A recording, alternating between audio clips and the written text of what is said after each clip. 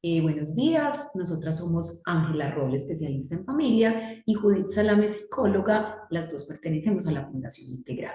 El día de hoy queremos contarles acerca del proyecto que realizamos en conjunto con la Universidad de Antioquia y la Facultad de Enfermería, cuidándonos desde nuestra experiencia, cuidado de la salud mental de cuidadores de personas con trastorno del espectro del autismo.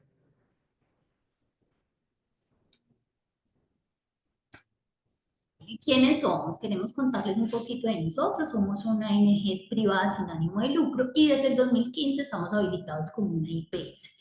Nuestra misión principal es contribuir al desarrollo humano y la calidad de vida de las personas con diversidad en su desarrollo cognitivo. La población que atendemos principalmente son personas con trastorno por déficit de atención y hiperactividad y personas con autismo con o sin discapacidad intelectual. Nuestro modelo de atención está validado, o sea, está basado en evidencia científica. Sí, prima esa lucha por los derechos humanos, la participación activa de todas las personas, pero esencialmente trabajamos en base al empoderamiento familiar porque consideramos necesario que las familias conozcan sobre la condición y adquieran habilidades que les permitan generar entornos que propicien la participación de sus hijos e hijas. Les vamos a hablar un poquitico acerca de lo que es el autismo, el cual se enmarca en una categoría general que se llama trastornos del desarrollo. En esos trastornos del desarrollo vamos a tener una categoría específica que es discapacidad cognitiva, y de ahí se van a desprender otro tipo de trastornos. Uno de ellos es el trastorno del espectro del autismo, que es la población que tenemos en la fundación, discapacidad intelectual, síndrome de Down y trastorno por déficit de atención con hiperactividad o sin hiperactividad. Vamos a enmarcar entonces de esta diapositiva anterior dos definiciones esenciales, la definición de lo que es el autismo y la definición de lo que es la discapacidad intelectual. El autismo es importante entender que es una condición, es un trastorno del desarrollo de origen neurobiológico que hace entonces que el curso de ese desarrollo sea distinto en dos áreas principales. El área sociocomunicativa y la flexibilidad de los intereses y la conducta. Y la discapacidad intelectual o el trastorno del desarrollo intelectual también es de origen neurobiológico y afecta principalmente el funcionamiento intelectual y las habilidades adaptativas que le permiten a la persona participar en diferentes áreas. Bueno, ¿qué no es el autismo?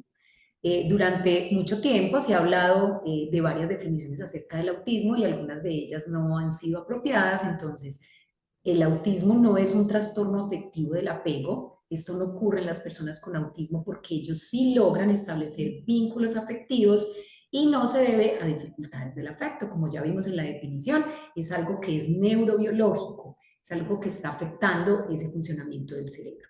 Tampoco es un trastorno psicótico porque ellos no se encuentran fuera de la realidad, sino que procesan la información de una forma diferente. El TEA o el autismo no es una psicosis ni esquizofrenia infantil. Y trastorno de personalidad tampoco es, porque no es un modo de ser o una personalidad que es excéntrica. ¿Cómo surge esta idea? Nosotros, desde todos los programas de la Fundación, realizamos unos balances que nos permiten hacer seguimiento a cómo van los procesos individuales y los procesos institucionales. Esos balances los realizamos trimestralmente y anualmente. Y en esos balances del programa de habilitación integral, que es uno de los programas en donde atendemos población con discapacidad intelectual que necesita muchos apoyos en diferentes áreas de su vida, surgió de estos análisis unas variables que nos llamaron la atención. Una de esas variables, o la que más llamó nuestra atención, fueron dificultades emocionales o físicas en el cuidador principal, y era entonces que estas dificultades estaban afectando el avance de ese proceso, el logro de esos objetivos que se habían planteado. De ahí entonces que decidimos en el equipo, pues decidimos empezar a buscar cómo implementar un programa para la prevención del agotamiento y para la atención del cuidador agotado. Es importante como contarles que dentro de nuestro protocolo de atención, pues sí tenemos ya unas actividades de manera preventiva a través de talleres, a través de grupos focales, a través de atención directa a las familias y a los cuidadores que nos permite trabajar con ellos aspectos emocionales, aspectos familiares, aspectos individuales que puedan también llevar a la prevención de ese síndrome. Sin embargo, nunca habíamos tomado unos datos generales o hecho un proyecto específico para toda la comunidad, para un grupo de papás que nos permitiera hacer un seguimiento a través de varias sesiones y eso era lo que queríamos hacer.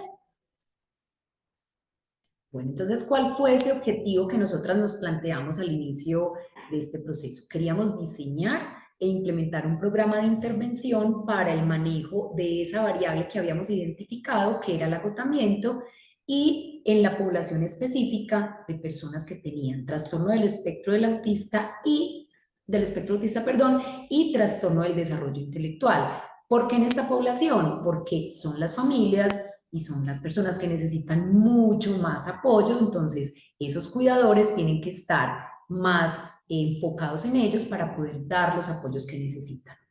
Dentro de los objetivos específicos que nos planteamos, uno de ellos, el primero, fue realizar un rastreo documental acerca del tema para ver si podíamos encontrar elementos que nos ayudaran a diseñar ese programa y luego implementarlo.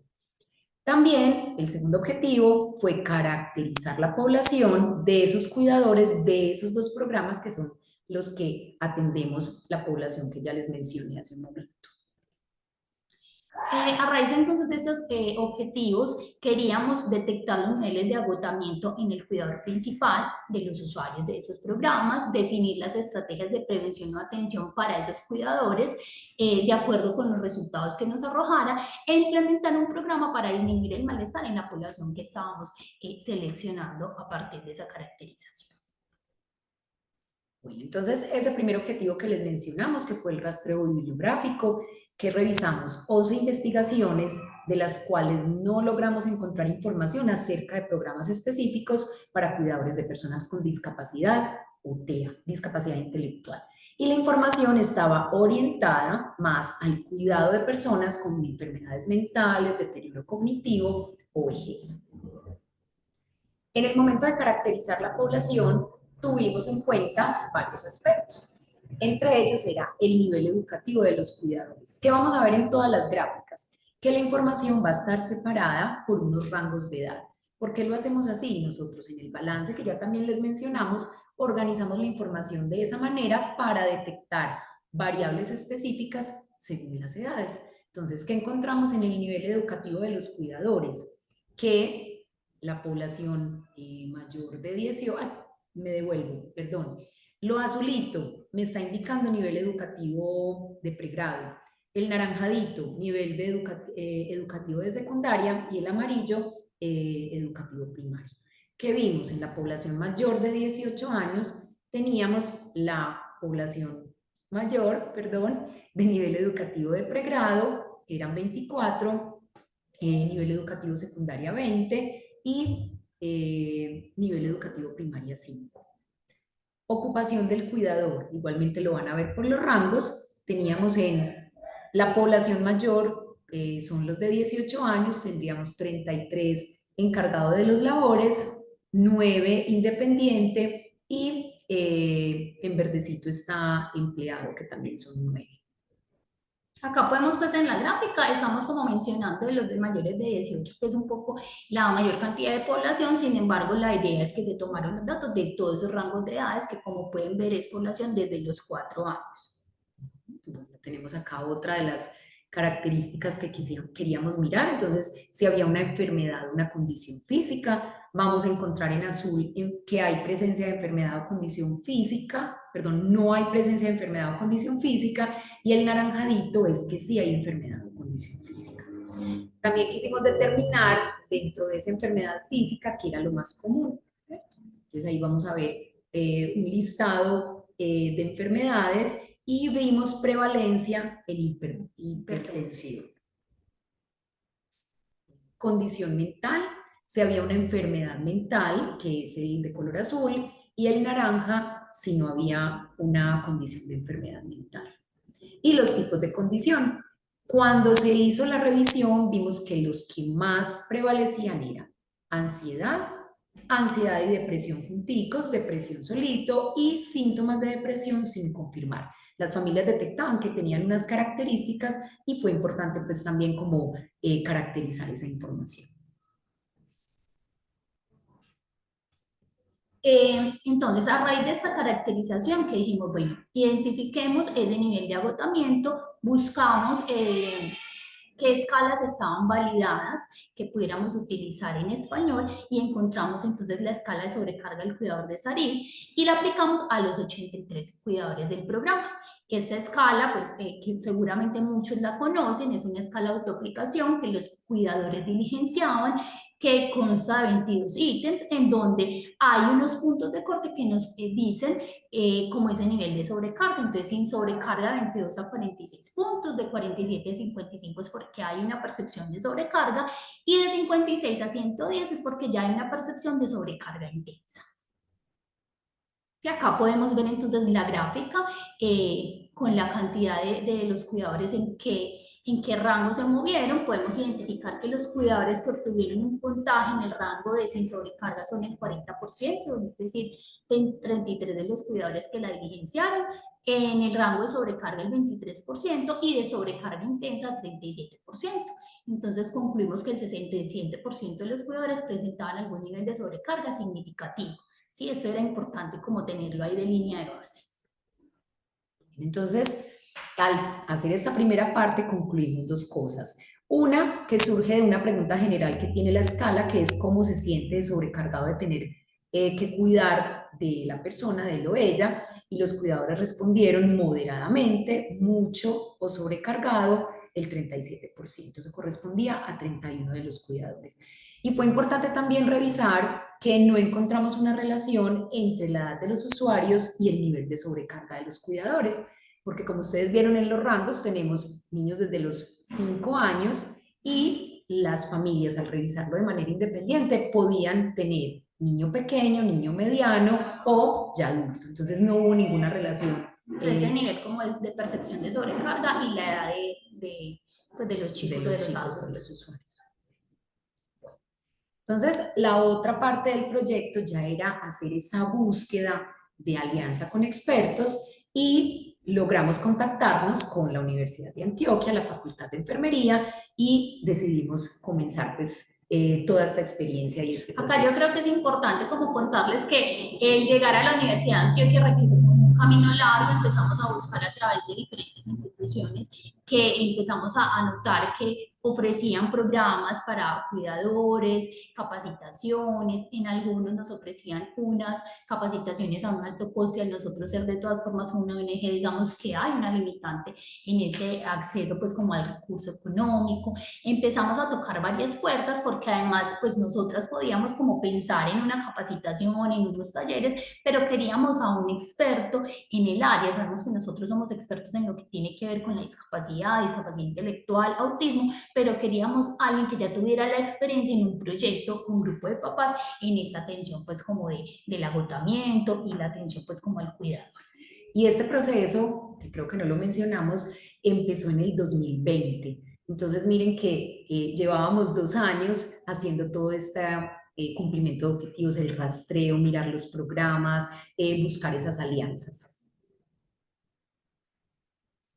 Bueno, con la universidad entonces se sentió que cuando nos prestaron la atención y nos dijeron pues no tenemos experiencia específica en autismo, pero tenemos este programa, vamos a construirlo juntos, empezamos entonces con las fases. La primera fase fue ese primer encuentro con las familias. Citamos a 20 familias, a 20 cuidadores, de los cuales decidieron continuar como con el proceso 16 de los cuidadores, ya porque otros por dificultades, algunos de una situación específica familiar o de salud, y otros por términos pues como de tiempo, trabajo, pues no pudieron continuar. En esa primera fase se hizo un taller de concertación. La idea era identificar con ellos sus intereses, esas expectativas, que no surgiera solo de nuestra necesidad. Obvio, se inició con la necesidad identificada en el balance, pero que surgía realmente la experiencia que ellos tenían como cuidadores y de eso que querían hacia el futuro. ¿Sí? Acá entonces tenemos una foto de esa sesión y como lo que ellos iban construyendo y de donde salieron algunas líneas de trabajo. Entonces, ¿cuáles fueron esas líneas de trabajo que se identificaron? Formas de cuidar y estilo de cuidador, entender al sujeto de cuidado, redes de apoyo para el cuidado, respuesta frente a la carga del cuidado y proyección e incertidumbre. ¿Cuál fue entonces ya el objetivo general que se planteó cuando ya logramos hacer esa alianza con la Facultad de Enfermería? Entonces, fortalecer el cuidado de la salud mental de cuidadores de personas con autismo desde el intercambio de experiencias y diálogo de saberes, con el fin de generar y apropiar prácticas de cuidado mutuo pertinentes y contextualizadas que disminuyeran la sobrecarga del cuidado. Y unos objetivos específicos: identificar participativamente los estilos de cuidado y su efecto en la salud mental de los cuidadores, con el fin de identificar transformaciones y soportes requeridos para disminuir la sobrecarga del cuidado. Reflexionar sobre las expresiones emocionales de los sujetos de cuidado y su influencia sobre la salud mental del cuidador. Reconocer las características de las redes de cuidado que soportan a los cuidadores, fortaleciendo sus dinámicas, relacionamiento y apoyos. Y explorar desde esa experiencia y trayectoria las respuestas asertivas para minorar la carga del cuidado y la incertidumbre del futuro. Entonces acá ya La segunda empezamos fase. con esa segunda fase, después de esa concertación con los papás y haber llegado como a esos acuerdos y esas líneas, y para esa segunda fase se programaron 10 encuentros con una intensidad de 2 horas cada uno, con la participación de los 16 cuidadores que les habíamos mencionado, con una metodología que se basaba en esas narrativas autobiográficas, porque era muy importante entender que ellos ya traían, pues ya venían con un conocimiento, una experiencia algunos de más de 30 años, otros de 5 años, de 6 años, pero en donde era necesario que compartieran esas vivencias, que compartieran, intercambiaran esas experiencias y dialogaran sobre sus saberes. Se dio el privilegio, se dio el primer lugar a la experiencia, a la vivencia que cada uno venía teniendo, el análisis de las particularidades, sí, que a pesar de que compartían en experiencias, situaciones similares, pues también habían unos asuntos individuales, y poner entonces sobre la mesa las narrativas colectivas que podían o permitían la resignificación y la mirada formular de manera colectiva una nueva práctica y como nuevas estrategias de cuidado. Bueno, dentro de cada una de esas líneas que les mencionamos, habían unos objetivos. Entonces, el objetivo de formas de cuidar y estilos de cuidador era identificar colectivamente las formas de cuidado, los sentimientos relacionados y los tipos de relación que establecemos, con el fin de fortalecer y mejorar dicha relación y, por ende, el bienestar de los cuidadores. Estaba también entonces, como le mencionamos, la segunda línea, entender el sujeto del cuidado, de cuidado, perdón, y acá reflexionaron sobre las expresiones emocionales de los sujetos de cuidado y su influencia sobre la salud mental del cuidador. Redes de apoyo para el cuidado fue la tercera línea. La idea era que identificaran y evaluaran el funcionamiento de esas redes personales, informales y formales, construidas en las trayectorias del cuidado y su influencia sobre la salud mental del cuidador. En la línea de proyección e incertidumbre hicimos pues como la división en dos aspectos, y uno muy importante fue entender el sujeto del cuidado más allá del diagnóstico, y la idea era ahí, pues los papás ya han sido formados por nosotros, entender la condición, sus características, lo que podemos esperar, cuáles son los apoyos que necesitan ofrecer. Sin embargo, aquí quisimos ir más allá, entendiendo que esa persona con autismo y discapacidad intelectual, o sea, tiene otras características que no hacen parte de su condición, siguen siendo niños de 6 años o adultos de 20 años, de 25, con gustos, con intereses, con temperamentos, con cosas como a todos que nos gustan o no nos gustan, entonces que pudiésemos verlos más allá de eso y que eso nos impulsara también a entender esa proyección y ese día a día de, pues hay cosas que no me gustan del otro, como la vida en general, pero que no todo está solamente explicado por un diagnóstico y que eso a veces termina generando pues más agotamiento, esa percepción de que todo lo que le pase al sujeto es solo por el diagnóstico, ¿cierto? Y había que entender que hay otras características que hacen parte de su personalidad. Y el otro aspecto era reflexionar sobre la incertidumbre frente al cuidado de sus hijos e hijas y proyectar esas alternativas que eran viables para construir colectivamente en aras de disminuir esa incertidumbre. Ahí hablamos mucho de lo que está pasando a nivel político, a nivel de país, porque pues entonces en todos estos años que muchos papás han venido trabajando se han logrado cambios, pero hay que seguir trabajando por esos cambios, esas políticas públicas que nos permitan también tener mucho más resueltos ciertas gestiones que disminuyen esa sensación como de no sabemos para dónde vamos. ¿O qué va a pasar con mi hijo? Porque ellos crecen y yo también como padre crezco. Entonces también esa proyección de cómo va a tener el cuidado que necesita en un futuro. Bueno, esas son algunas de las fotos de los encuentros que realizamos, del trabajo conjunto, tanto pues con las expositoras y el gran apoyo de ellas como con nuestras familias. Hubo ya una tercera parte que fue la sesión de cierre. Esa sesión de cierre fue muy significativa, fue el momento obviamente de culminar todo este proceso y los padres, pues perdón, los cuidadores nos contaron cómo había sido, cuál era el significado para ellos de la experiencia. Entonces, algunas de las frases que quisimos pues como traer hoy son reconocimiento, aprendizaje y empatía. Aprender cada día de seres grandiosos, fuertes, que luchan por un presente y un futuro con bienestar. Seguir aprendiendo de las experiencias de otros que me lleven ventaja en este camino. Tomar un espacio de tiempo para mirar desde afuera el proceso con mi hijo, para recordar el esfuerzo, pero sobre todo los logros. Fue muy importante poder compartir con personas que pasan por las mismas experiencias que yo. Sirvió para cuestionar procesos. Ese taller me dio esperanza, sentía un gran alivio cuando escuchaba que no estaba sola. Saber que se vale sentir cansancio, sentirse frágil, humano, quebrarte y volver a repararte. Saber que lo que haces lo estás haciendo con todo el amor del mundo.